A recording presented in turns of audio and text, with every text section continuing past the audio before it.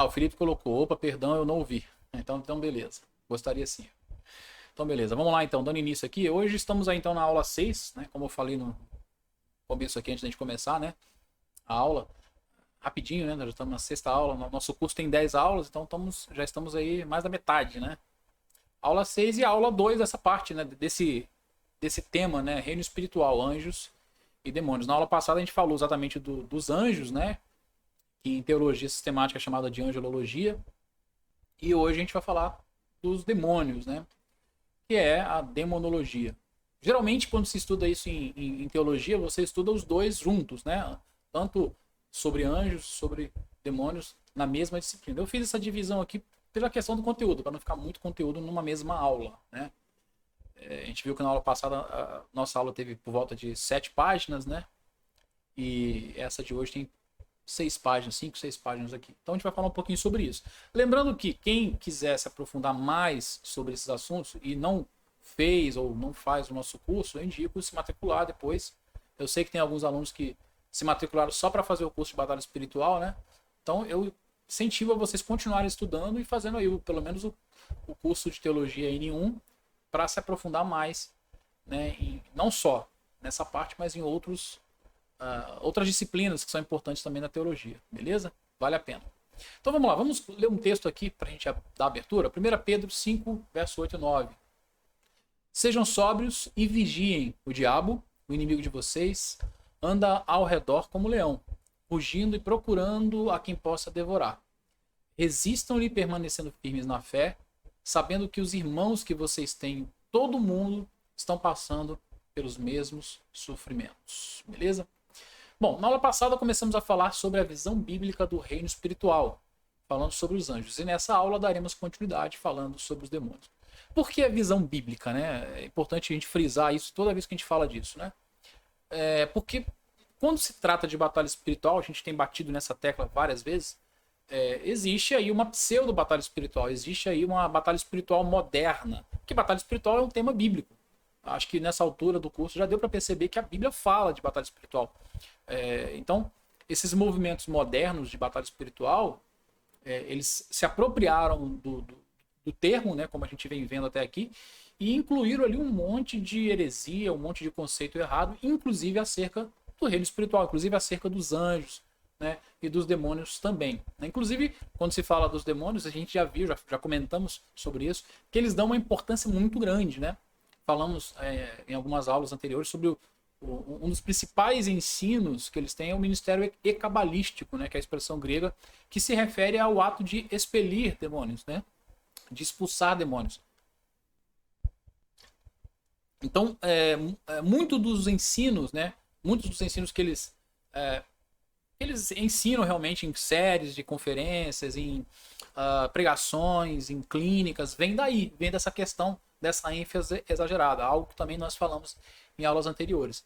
E essa ênfase exagerada é exatamente porque eles não tiram a sua demonologia e a sua angelologia também, né, da Bíblia. Né? Eles vão tirar de revelações, de sonhos, vão conversar com ex-pais de santos, até mesmo com pais de santos, como a gente viu nas aulas anteriores. Por isso que é importante a gente, até fala ali, ó, assim como a angelologia, a demonologia é um tema importante e tem íntima ligação com a nossa disciplina, batalha espiritual, né? Ele vai confirmar o que eu já falei, né? Não é difícil comprovar que, de forma geral, existe uma confusão e até exageros quando se trata do assunto. Por isso, mais uma vez, aí é o que eu queria afirmar, né? Reforçar, a nossa intenção através dessa aula é refletirmos sobre o tema de forma teológica e principalmente bíblica. Teológica porque nós vamos ver aqui conceitos teológicos, assim como a gente viu na aula passada sobre angelologia, né? E hoje, da mesma forma, conceitos teológicos sobre demonologia, mas principalmente bíblica. Né? Esse é o principal foco nosso. Tá? Em primeiro lugar, uma definição, né, sobre o que são os demônios. Né? Em sua teologia sistemática, Wayne Grudem traz a seguinte definição sobre os demônios. É definição curta, né, e simples. Né? Demônios são anjos maus que pecaram contra Deus e hoje continuamente praticam o mal no mundo. Tá? Então não tem muito o que comentar. É uma definição simples. Na aula passada nós falamos também que assim como os anjos são chamados filhos de Deus, os demônios também são anjos, só que chamados de anjos caídos, né?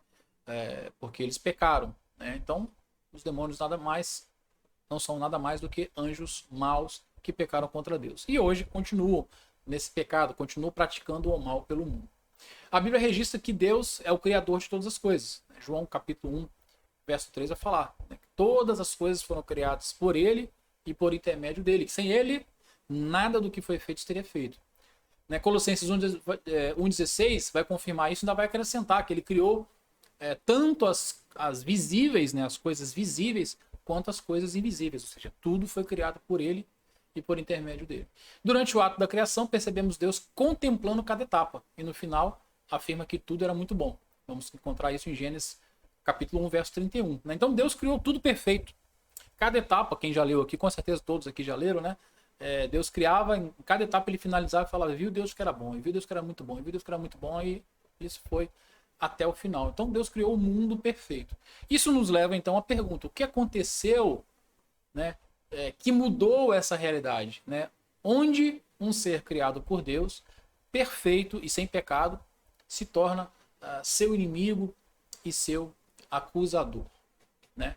É uma pergunta válida e que muitos vão fazer. E nossa intenção é responder isso, na realidade, trazer o que a Escritura fala sobre isso. Né?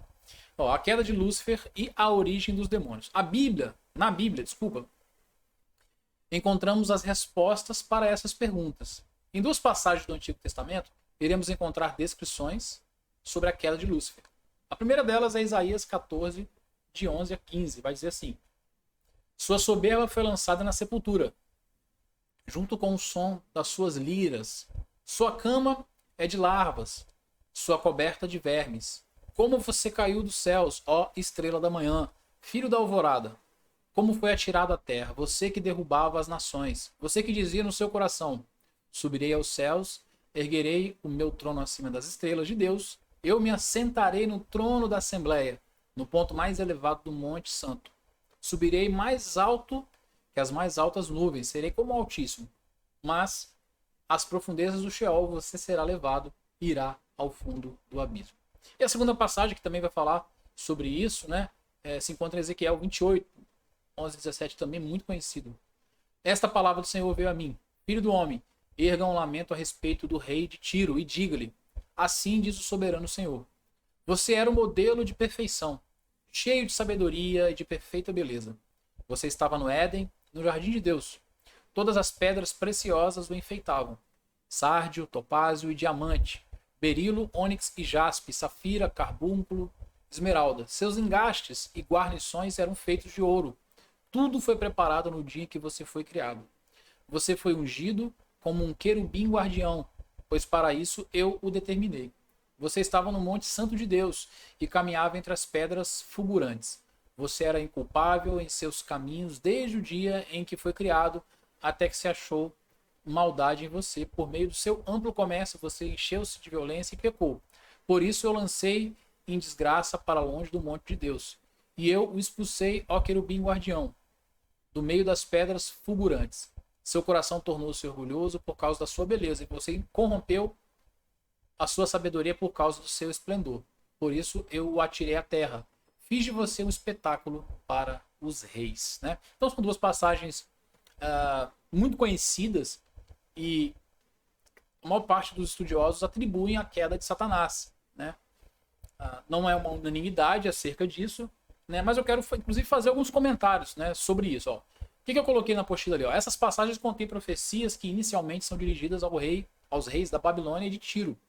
Né? Porém, tomam uma proporção muito maior ao usar expressões que não se aplicam ao ser humano comum. Tá? Então, por que eu, assim como muitos estudiosos aí de peso, vão afirmar que essas passagens tratam da queda de Lúcifer, de Satanás, né? Na realidade, porque a expressão Lúcifer veio depois, né? A gente não vai encontrar a expressão Lúcifer na Bíblia, na palavra de Deus. Mas por que a gente acha isso? Porque, apesar de essas profecias serem dirigidas, em primeiro lugar, aos reis da Babilônia de Tiro, eles tomam uma proporção muito maior, como eu coloquei. Usa-se expressões ali que não se aplicam ao ser humano comum.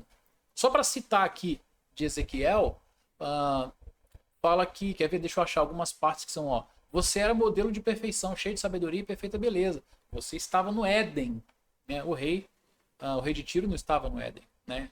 Quem é que estava no Éden? no momento da queda, que é o que descreve ali exatamente Satanás. E vai falar, vai trazer algumas descrições sobre a beleza desse ser, que também não. A gente percebe que não se encaixam com um ser humano comum, com um rei de Tiro. Ó, todas as pedras preciosas e enfeitáveis, sardio, topázio, diamante, berilo, ônix, jaspe, safira, carbúnculo, esmeralda, né? Aí, por mais que alguém possa argumentar, mas isso aqui podia se usar esses elementos para fazer a roupa de um rei, né? Beleza, pode até usar isso aí, mas você foi ungido como querubim guardião. Então, querubim aqui é uma expressão, algumas Bíblias não vai ter a palavra guardião, vai ter querubim ungido, né? Mas querubim é um anjo da guarda, é um anjo que tem a função de guardar alguma coisa.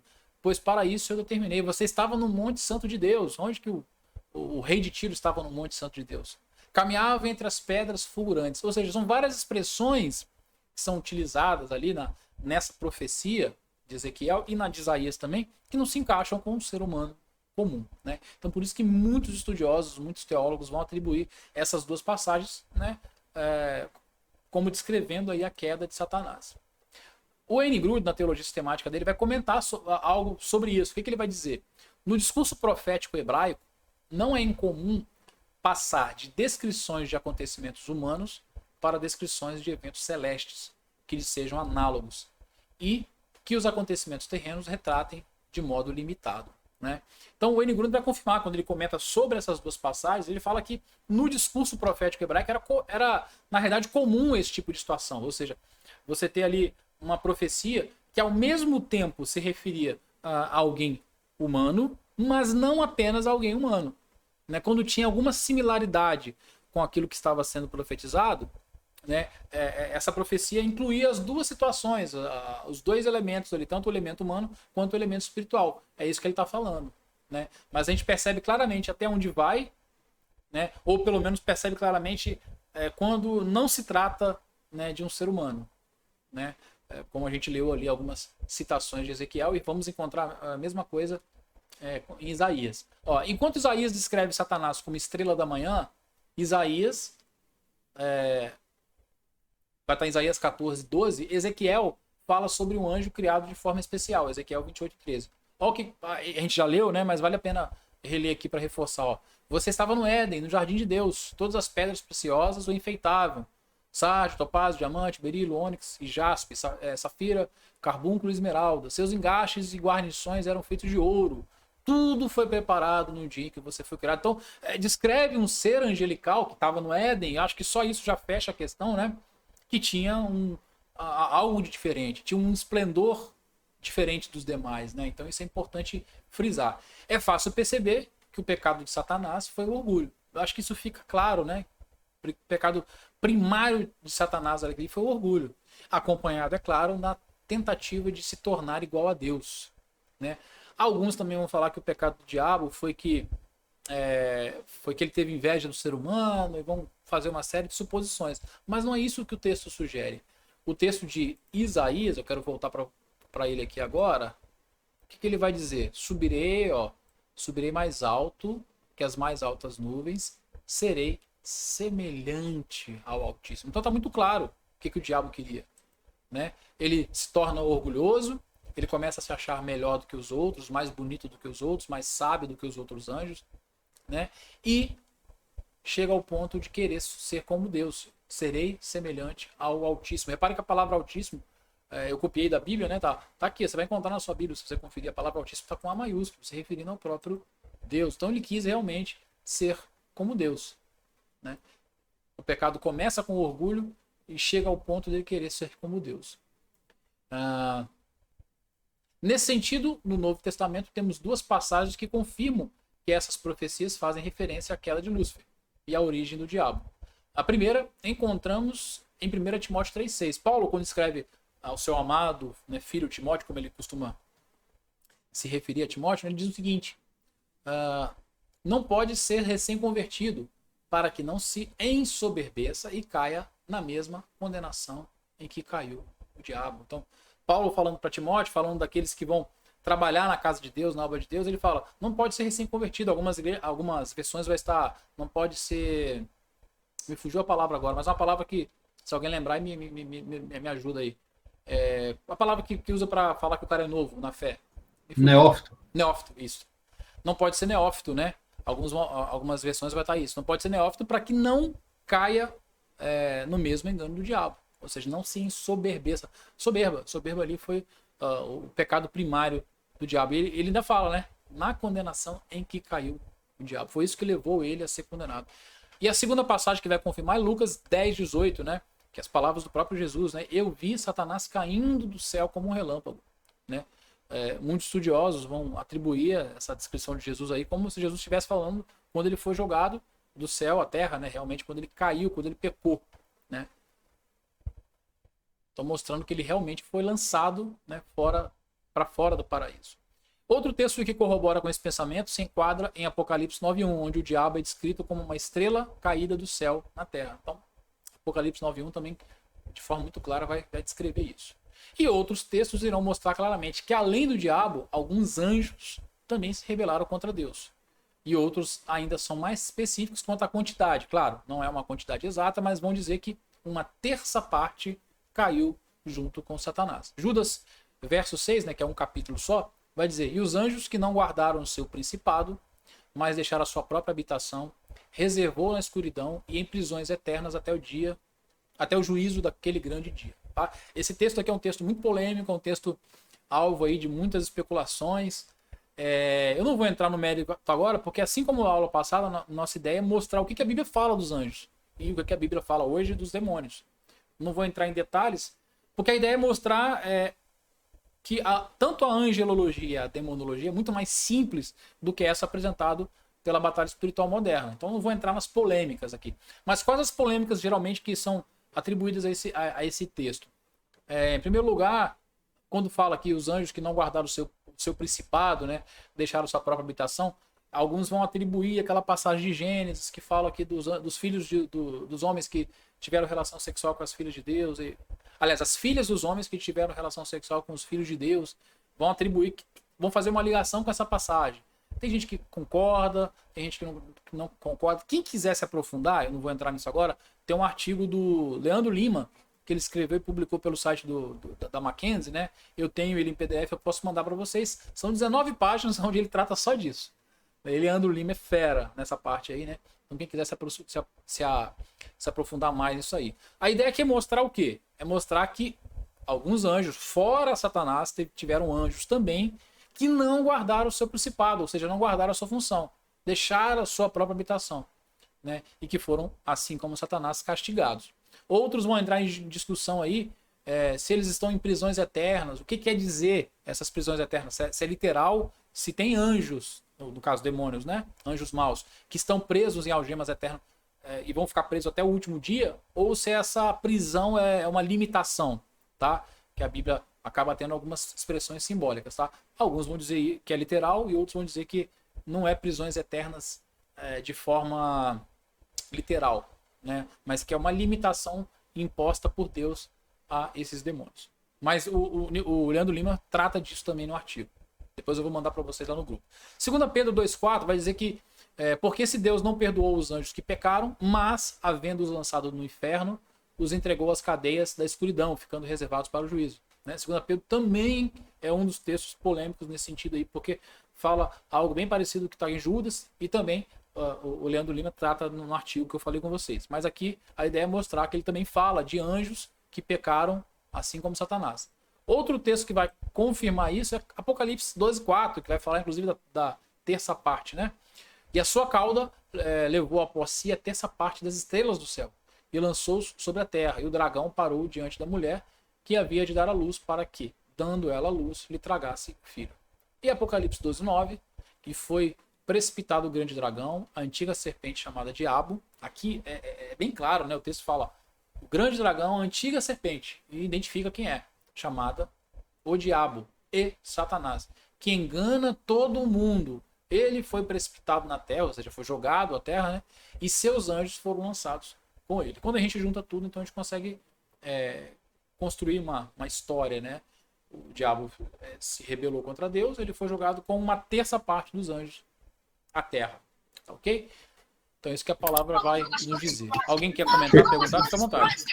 Perguntar só esse primeiro texto de Apocalipse, ele é daí que o pessoal tira, uma das passagens que o pessoal tira que o diabo levou a terceira parte dos anjos com ele, quando ele se Sim, rebelou? sim. Exatamente aqui. O texto fala que a sua cauda levou após si a terça parte das estrelas do céu. É daí que eles vão tirar essa interpretação. Essa interpretação, na realidade, começa com os pais da igreja, né? Aí, isso... Assim como as outras interpretações. Tem muita coisa que vem dos pais da igreja e vai se repetindo, né? Algumas coisas vão... principalmente os reformadores depois começaram a repensar em algumas outras coisas. Mas a grande verdade é que, principalmente quando se trata de Apocalipse, né? Não dá pra gente bater o martelo em tudo, né, cara? É muito simbólico, né? O livro é muito simbólico. Sim. Mas é dessa passagem aí que eles vão tirar essa afirmação muito conhecida, né? Beleza? Beleza. Beleza. Continuando aqui, então. Satanás, o chefe dos demônios. Que é uma pergunta comum, né? Satanás é realmente o chefe dos demônios? E por que é importante falar isso? Porque eu citei em algumas aulas que eles vão...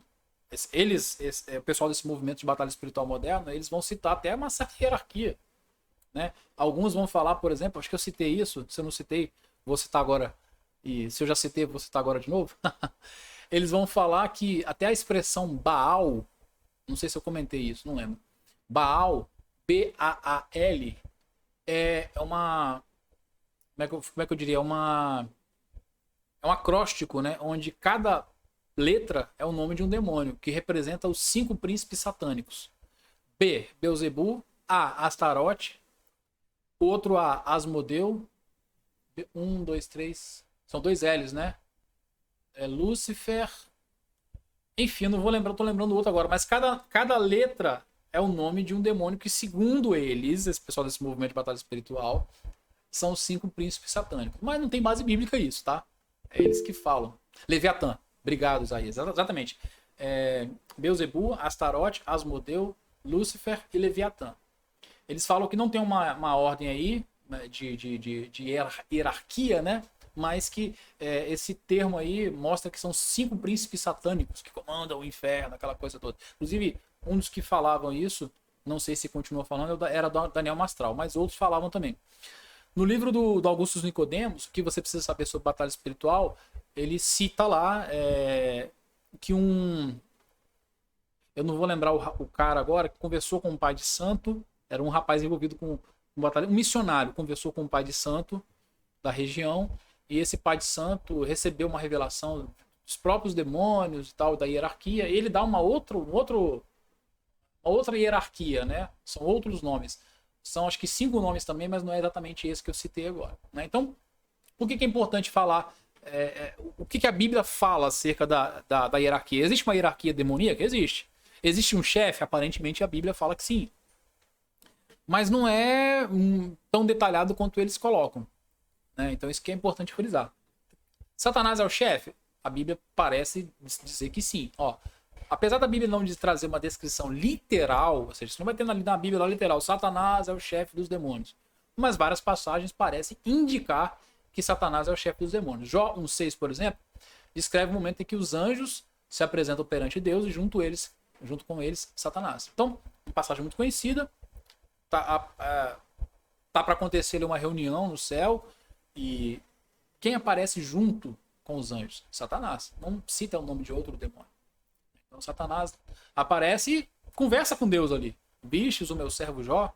Né? Todo mundo conhece a história aqui. Homem íntegro e reto, como ele não há outro na terra e tal. E ali o diabo fala que Jó só era fiel porque ele era rico, porque ele tinha bens, ele era um cara que tinha muitos filhos, que se tirasse, tocasse nele, ele blasfemaria contra Deus, e o resto ali da história todo mundo já conhece. Mas quem que se apresenta ali? Satanás.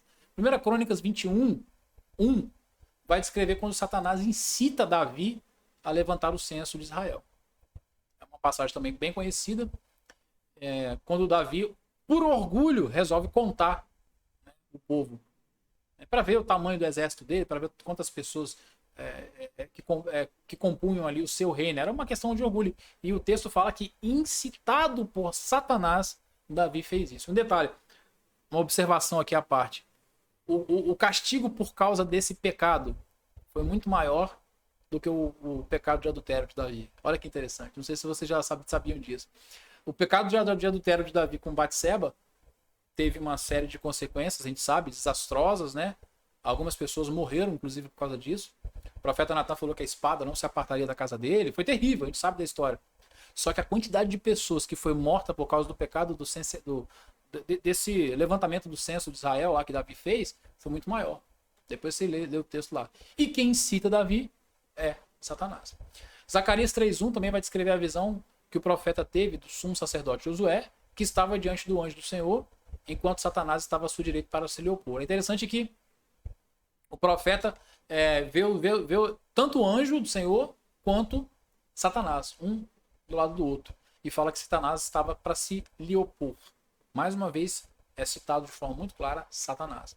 Mateus 4:10 também vai descrever a tentação que Jesus, né, que Jesus passou, que Jesus sofreu, quando o mestre diz, retire-se Satanás, ou seja, quem tenta o Senhor Jesus? Satanás.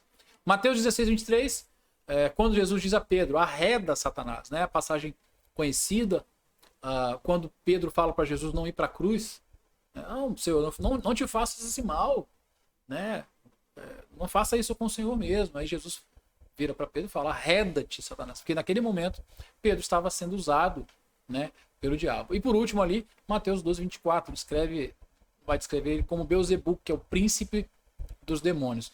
Aí os estudiosos vão concordar que Beelzebub também é um dos nomes dados a Satanás, tá ok? Então, tudo indica na palavra que Satanás é o chefe realmente dos demônios. Várias citações, eu não peguei todos os textos, tá?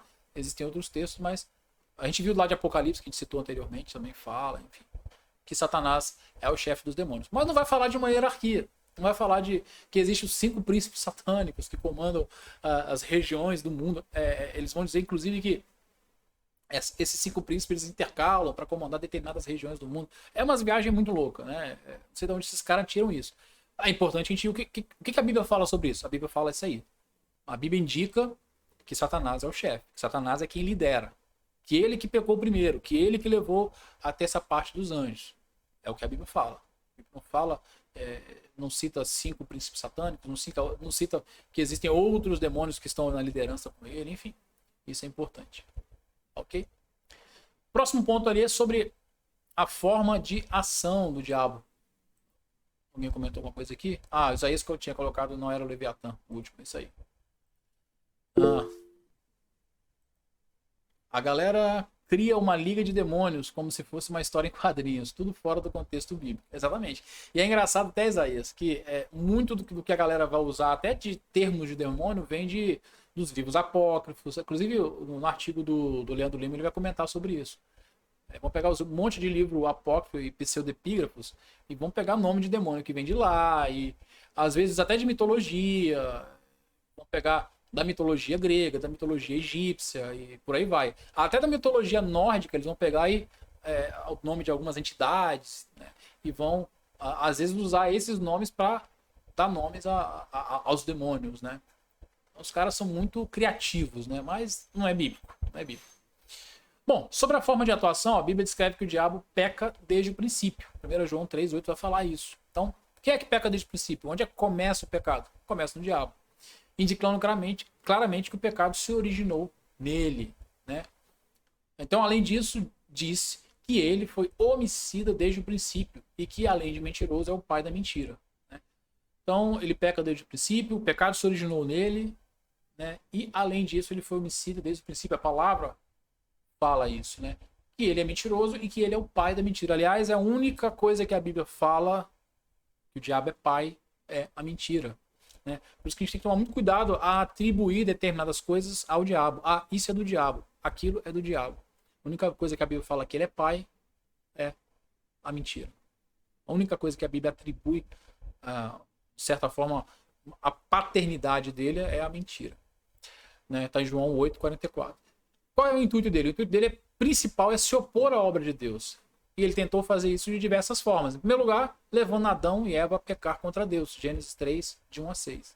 Passagem também muito conhecida. Em segundo lugar, tentando fazer Jesus pecar. Uma tentação de Jesus, que está lá em Mateus 4, de 1 a 11, a gente vai ver ele fazendo a mesma coisa, né? Paulo diz que ele age cegando o entendimento das pessoas ao evangelho, 2 Coríntios 4:4, vai falar disso. Inclusive, uma das formas mais comuns dele atuar é tentando cegar o entendimento das pessoas. Se não um entendimento total, mas um entendimento parcial.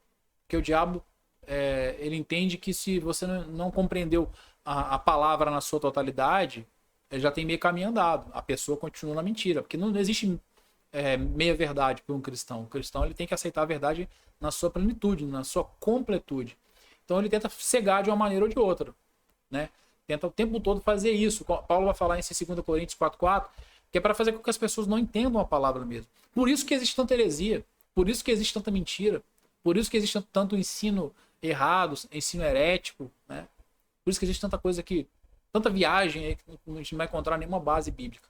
Porque é uma das formas do diabo enganar, do diabo manter a pessoa ali, que é o próximo ponto ali, escravizada, né? O diabo leva as pessoas a serem escravas do pecado. E é um detalhe interessante também, em nenhum texto a Bíblia fala que as pessoas se tornam escravas do diabo. A Bíblia até fala filhos do diabo, fazendo uma contraposição aí aos filhos da luz, mas a Bíblia vai falar que quem não está na presença de Deus é escravo do pecado. Mas quem é que nos leva, ou leva as pessoas a se escravizarem ao pecado? É o diabo. João 8,34 também vai falar disso. Então isso é importante frisar. Muitos termos e expressões são empregados à pessoa de Satanás, que descreve muito bem a sua forma de agir e de seus demônios. Satã ou Satanás quer dizer adversário, aquele que se coloca contra.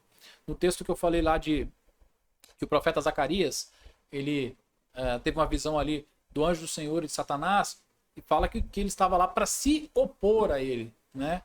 Então, é uma das características. Né? O nome na Bíblia, na palavra, quando ele é empregado, está mostrando ali qual a forma de atuação dele naquele momento. Então, Satã ou Satanás é aquele que se opõe. Diabo já quer dizer caluniador, difamador. Apocalipse 22 vai usar exatamente essa expressão, principalmente quando se refere lá ao final dos tempos, o anticristo, a besta, vai usar a expressão diabo para mostrar, porque é uma das formas que ele vai usar para tentar enganar as nações, através da calúnia, através da difamação, da mentira, né?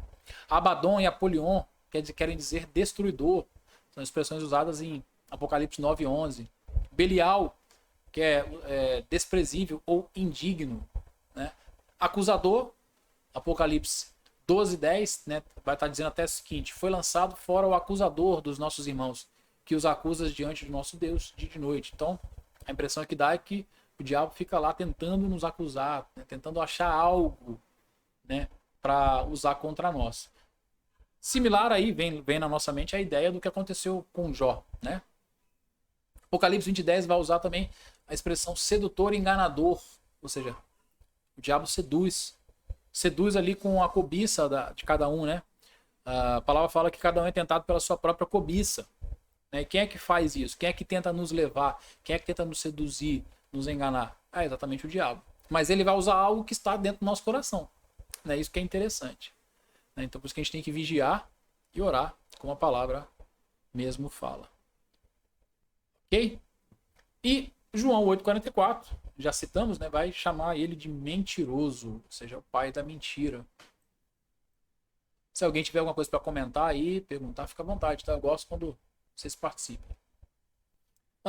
Porém, apesar de a gente ter visto aqui algumas das suas atuações, das suas formas de atuação, a sua atuação é limitada. Ele não está aí livre, leve e solto. Tanto o diabo quanto os seus anjos. E é o que muitas vezes esse movimento de batalha espiritual moderno, essa pseudo batalha espiritual, parece pintar um quadro de que os demônios estão aí livres, leves e soltos, fazendo o que querem, que ninguém impede, ou que eles estão em pé de igualdade com Deus, com os anjos de Deus, que eles estão em pé de igualdade de forças. Não é assim que a Bíblia vai mostrar. Eles têm muitas formas de agir? Tem, mas a ação deles é limitada. Então é importante a gente frisar isso também. É muito comum encontrarmos algumas pessoas desavisadas com um grande temor do diabo. É certo que, assim como Paulo disse, não podemos ignorar os seus ardis. 2 Coríntios 2:10, vai falar isso. O que é ardis? a sua inteligência, a sua forma de agir, a sua perspicácia, a sua velocidade de raciocínio. É nesse sentido o ardis, o que ardis quer dizer. Porém, é importante termos em mente que a sua ação é limitada. Ou seja, mais uma vez, eles não estão ali livres, leves e soltos, fazendo o que bem entendem. Né? Eles têm uma limitação. Em primeiro lugar, porque Deus é soberano sobre tudo e sobre todos. Tanto Deuteronômio 10, 17 quanto Salmo 135, 5 vão falar isso. Que não há alguém acima do Senhor. Eu quero ler, inclusive, ó, Deuteronômio aqui para vocês. Deuteronômio 10, 17, que esse texto é bem interessante. E é uma coisa que a gente tem que lembrar sempre. Deus é soberano sobre tudo e sobre todos. Nada foge do seu controle. Ó, diz assim a palavra. Pois o Senhor, o seu Deus, é o Deus dos deuses e o soberano dos soberanos. O grande Deus, poderoso e temível, que não age com parcialidade, nem aceita suborno. Vamos ler aqui o Salmo também. Esse Salmo é legal também. Salmo 135, 5. Vai dizer... na verdade, sei que o Senhor é grande, que o nosso soberano é maior do que todos os deuses. Ou seja, Deus controla tudo está na mão dele. Tá? Então, por que o diabo não está livre, leve, solto, fazendo tudo que ele quiser, tudo que ele quer? Por que a sua ação é limitada? Em primeiro lugar, porque Deus é soberano. Ele não pode dar um passo sem a permissão de Deus. Ele não pode fazer nada sem que Deus assim o permita. Lembremos aqui que quando ele vai tocar em Jó, inclusive é o que eu cito ali, ele tem que ter a permissão de Deus, né? A história de Jó nos mostra exatamente isso. A atuação dele está condicionada à permissão divina. Sem a permissão divina ele não age, simplesmente. Eu tenho um amigo que ele sempre falava que... tem bastante tempo que eu não encontro com esse amigo, né? Por isso que eu tô falando que ele falava, que tem tempo que eu não encontro com ele, tem alguns anos. Mas ele sempre falava que o diabo era o cachorrinho de Deus. Se eu não me engano, Lutero chegou a falar algo parecido com isso, né? Se alguém puder me lembrar aí. Mas esse amigo meu sempre citava isso. Rapaz, o diabo é o cachorrinho de Deus. Né? E é exatamente isso. Ele não faz nada sem a permissão divina. O livro de Judas diz que os anjos caídos estão presos em algemas eternas até o dia do juízo. Ou seja, tem a sua atuação limitada. Além disso, Tiago nos diz que é possível resisti-lo. E se nós nos sujeitarmos a Deus. Já comentamos sobre isso, né? Que Tiago vai falar... sujeitai-vos, pois, a Deus, resistir ao diabo, ele fugirá de vós. Tem um passo a passo aqui, né? Primeiro, sujeição. Depois, resistência. Aí, na sequência, o diabo foge. Então, se existe a possibilidade de nós resistirmos a ele, a sua ação é limitada. Nós não estamos, assim, à mercê dele, né? Como esse movimento de batalha espiritual moderno coloca. Eles colocam o diabo como tão poderoso, que parece que o diabo está em pé de igualdade de Deus. Não é bem assim que a Escritura mostra, né? Então, isso sem contar com o fato de que eles também são criaturas e por conta disso são limitados quanto ao seu poder, presença e conhecimento. Isso é muito importante. Assim como nós, tanto os anjos bons quanto os anjos maus, os demônios, são criaturas. Então, eles são mais poderosos do que nós, os anjos? Sim. Mas eles têm limitação quanto ao seu poder, eles têm limitação quanto à sua presença, eles têm limitação quanto ao seu conhecimento, ou seja, só Deus é onipotente, só Deus é onipresente, só Deus é onisciente. Isaías 46, 9, 10 nos diz que não há outro Deus e que ele é o único capaz de prever o futuro. O que vai dizer Isaías? Lembre-se das coisas passadas, das coisas muito antigas. Eu sou Deus e não há nenhum outro. Eu sou Deus e não há nenhum ou como eu. Desde o início, faço conhecido o fim, desde os tempos remotos, o que ainda virá. Digo, meu propósito ficará de pé e farei tudo o que me agrada. Então só Deus conhece a história de forma completa. Só Deus é onisciente, onipotente, onipresente. Né? O diabo e os seus demônios não têm esses atributos. São atributos divinos. Apenas Deus, né, tem conta com esses atributos, né? E por que eu estou falando isso? Porque alguns acreditam que o diabo pode, por exemplo, ler os nossos pensamentos. Eu já vi gente falar isso. Não, mas não pensa nessas coisas não, porque você riu aí, Alisson, né? Você já deve ter ouvido falar, a gente falar assim, né? Ele pode ler os nossos pensamentos, senão ele tem poder de ler o que a gente está pensando. Cara, não tem base bíblica para isso, desculpa. Diabo telepata, né? O Isaías colocou. Mais ou menos isso. Mas, cara, isso não tem base bíblica. Não tem como afirmar uma coisa dessa. Você pode até inferir aí que porque ele te conhece desde que você nasceu, ele, às vezes, observando você, pode imaginar quando você está suscetível a pecar, quando você está irado, alguma coisa. Nós, Nós, seres humanos, a gente não consegue olhar para uma pessoa, quando a gente convive muito com ela, a gente não consegue já pelo rosto dela, como ela tá, já imaginar, né, Alisson? Não é assim? A gente olha para uma pessoa e fulano tá triste, fulano tá alegre, fulano tá preocupado, fulano não tá bem. Então imagina ele. Ele consegue fazer essas observações, fazer essas inferências também. Mas ler o que a gente está pensando, não. Né? Isso não tem base bíblica nenhuma para isso. Né? A palavra diz que Jesus conhecia os pensamentos das pessoas. A gente vai ter Mateus 9,4, 12,25, Marcos 2,8. Depois vocês conferem todas as passagens, tá? É importante. Lucas 6,8 e Lucas 11,17. Vamos falar que Jesus é que conhecia o pensamento de todos. Conhecia não só o pensamento, como o coração. Ele conhecia o interior das pessoas. Ele sim. Espírito Santo, Jesus, Deus Pai, a Trindade, eles têm poder, capacidade para isso, para nos conhecer todo o nosso interior, saber o que passa em nossa mente, saber o que passa em nossos corações. E que Deus conhece, então, os nossos pensamentos, mas não encontramos nenhuma situação sequer que diga que os anjos ou os demônios possam conhecê-los. Então, podemos ficar despreocupados com relação a isso. Né? Na realidade, a maior preocupação que a gente tem que ter é que Deus conhece os nossos pensamentos. Então, eu acho que é até mais sério isso. A gente tem que se preocupar realmente com o que a gente pensa, com a nossa postura, com o nosso coração como tá, porque a gente pode enganar todo mundo, mas a gente não engana Deus. Ele sabe o que a gente está pensando, ele sabe o que a gente está sentindo sempre. Outros vão falar que o diabo pode nos tocar nesse movimento de batalha espiritual. Sobre ele nos tocar, devemos lembrar que aquele que é nascido de Deus, o maligno não pode tocar. 1 João 5,18. Então toda vez que alguém falar com você, não, mas o diabo pode tocar na sua vida. Não, não pode. A palavra de Deus fala 1 João 5,18. Aí eles vão falar assim, mas ele tocou na vida de Jó. Sim, tocou na vida de Jó, mas com a permissividade de Deus. Né? A gente não pode pegar uma situação isolada e transformar em algo que acontece sempre. Quer dizer que o diabo nunca possa nos tocar? Se Deus permitir, pode, mas para cumprir um propósito. Isso é muito importante. O apóstolo Paulo vai dizer lá em 2 Coríntios, capítulo 12, versículo 9, se eu não me engano, ele vai falar do espinho na carne. Ele vai falar que o espinho na carne era o quê? Era o mensageiro de Satanás. E é interessante que Paulo fala que ora ao Senhor, pede para que o Senhor tire aquele espinho na carne, que era um mensageiro de Satanás, mas o Senhor fala, não, minha graça te basta, porque o meu poder se aperfeiçoa na sua fraqueza. Olha que interessante. Esse mensageiro era de Satanás, que Paulo deixa muito claro, era um mensageiro de Satanás, e Deus não tira. Né? Ele ora ao Senhor, o Senhor não tira. Então isso é importante a gente frisar. Quem comentou aqui alguma coisa? Foi o Daniel. Tranquilo, vai lá, meu querido. Você vai ter que se retirar, porque... Vai lá, tranquilo.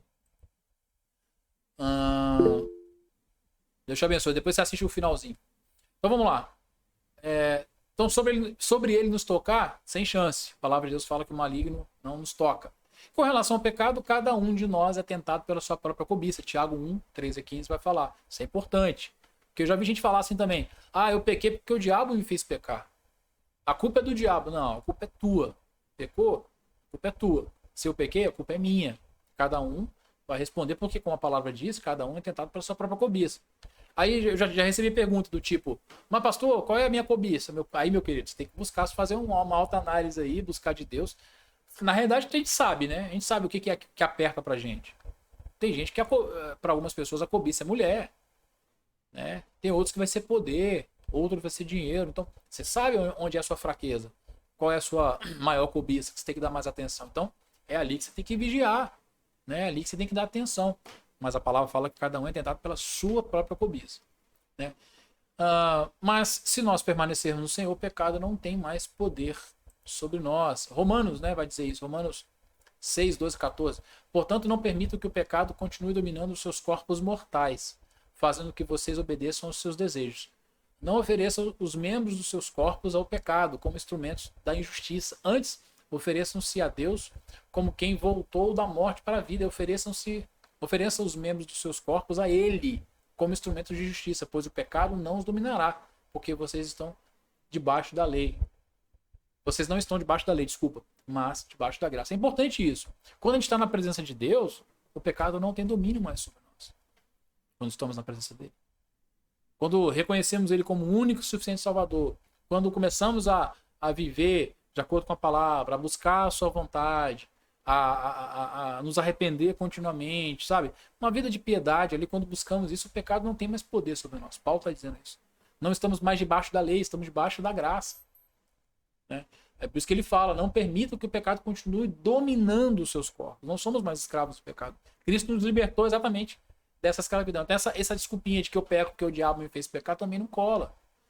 Ou como essa galera do movimento de batalha espiritual moderna ele vai usar, não, pecou assim porque tem uma entidade ali, tem um demônio que faz ele pecar, tem um espírito, tem a pombagira que faz ele cometer adultério, que faz ele cometer pecado de pornografia, Não. Já falamos disso de forma mais detalhada em outras aulas, mas não tem demônio específico para pecado específico.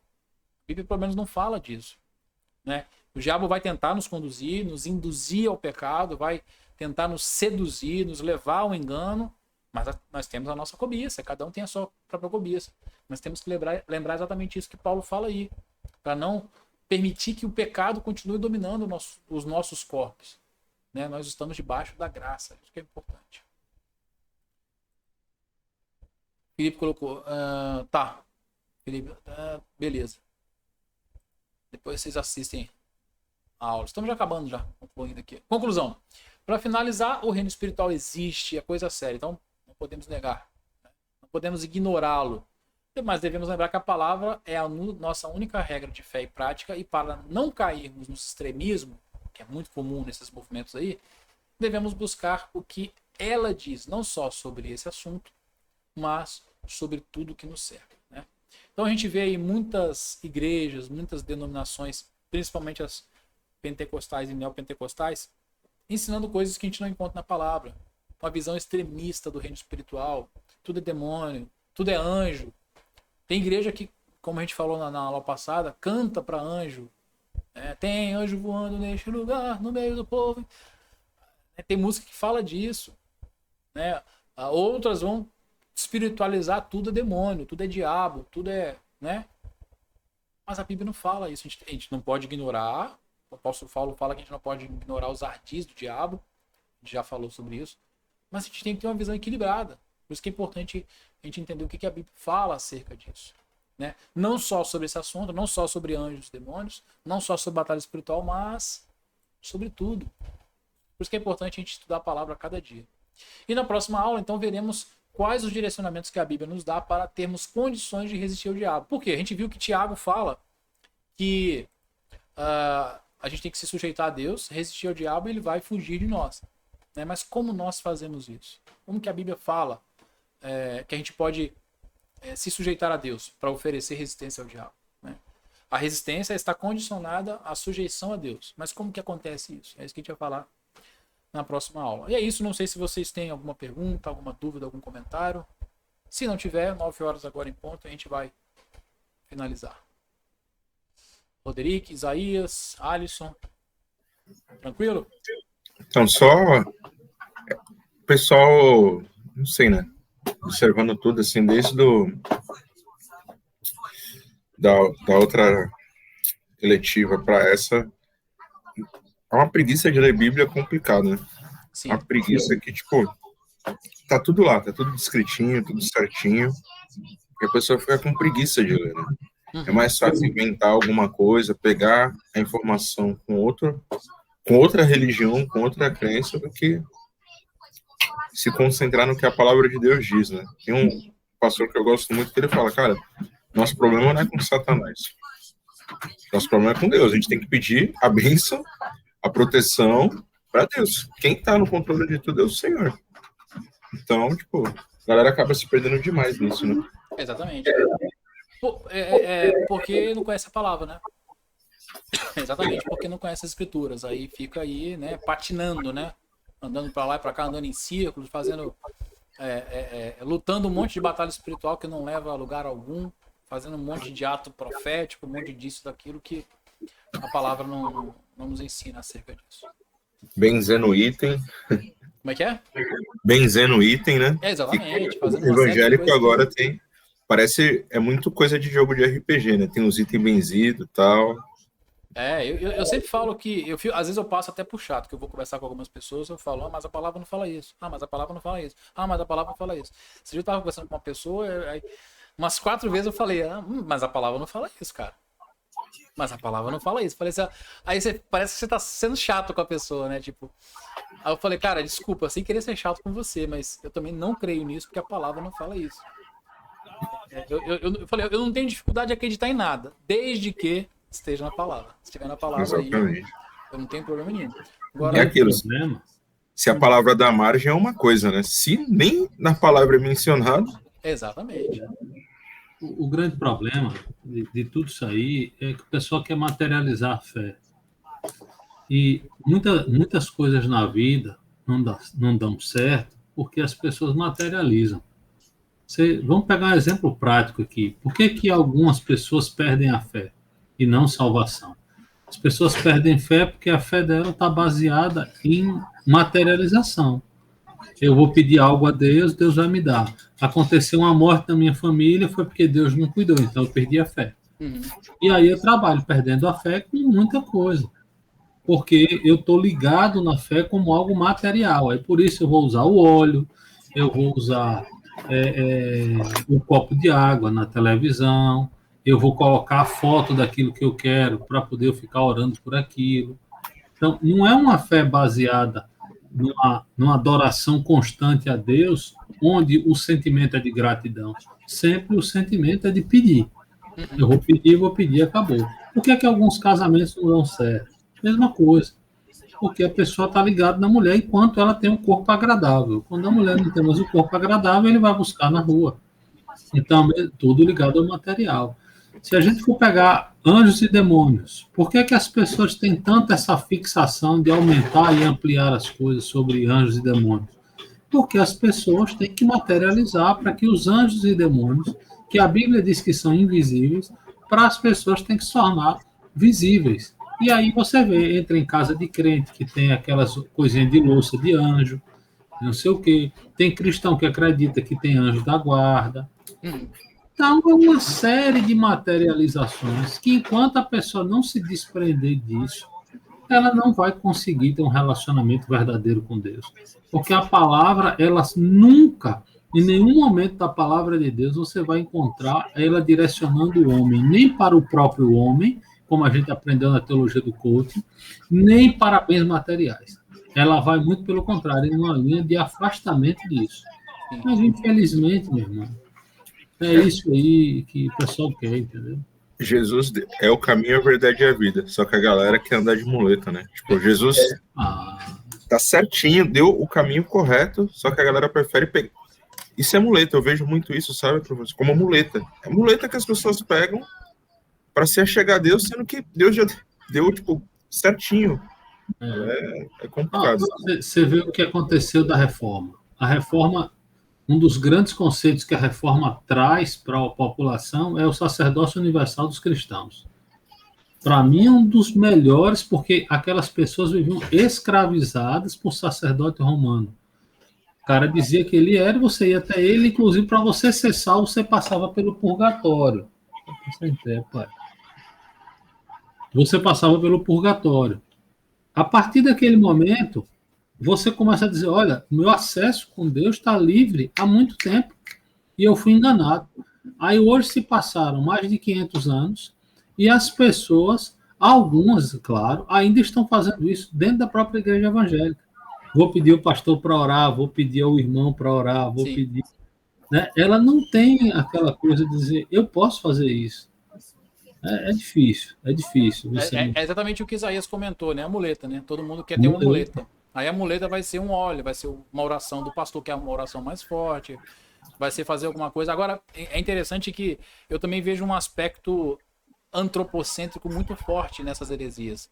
Porque sempre tem alguma coisa que o homem faz, sempre tem alguma coisa que... tipo assim, não é Deus que faz, não é Cristo que faz. Né? É uma operação que tem uma boa parcela de como é que eu diria, de colaboração humana, né? Eu fiz, eu orei, eu peguei o óleo, eu ungi, você tá entendendo? Tem muita coisa focada no homem. Então tem um caráter de antropocentrismo muito grande, que sempre é incrível, né? Permeia muitas seitas e muitas heresias aí. E outro detalhe interessante é o engano, né? Porque o diabo, quando ele não perverte totalmente a fé de uma pessoa, ele se contenta em deixar ela sincrética, misturada. Porque essas pessoas que estão nesse tipo de engano aí, às vezes são mais difíceis de se converter de verdade, de mudar de vida de verdade. Por quê? Exatamente porque acham que estão fazendo a vontade de Deus, porque acham que estão agindo correto, porque fazem uma coisa em nome de Deus, em nome de Jesus, mas quando você vai ver, estão muito mais longe às vezes do que outras pessoas que são consideradas ímpias, né, que são consideradas pecadoras e tal, de fato. Então, temos que estar alertas, né? É isso. Vamos orar então pra gente encerrar a aula de hoje. Acabou que a galera teve que sair mais cedo aí, mas amém. Deus sabe todas as coisas. Vamos orar. Pai, eu quero te agradecer, Pai, por essa aula, te agradecer por mais essa oportunidade de aprender um pouquinho mais de ti, da tua palavra. Que o Senhor venha nos dar discernimento, que esse aprendizado sirva não só para o nosso crescimento intelectual, mas que nós possamos usá-lo também para instruir outras pessoas, pessoas que às vezes passam pelas nossas vidas, pessoas que às vezes precisam ouvir a verdade e que às vezes estão sendo enganadas, né, por ensinos heréticos, né, ensinos que não tem nada a ver com a tua palavra, né? Que o Senhor nos dê sabedoria para saber usar tanto em nossa vida quanto para aplicar e para ajudar outras pessoas também.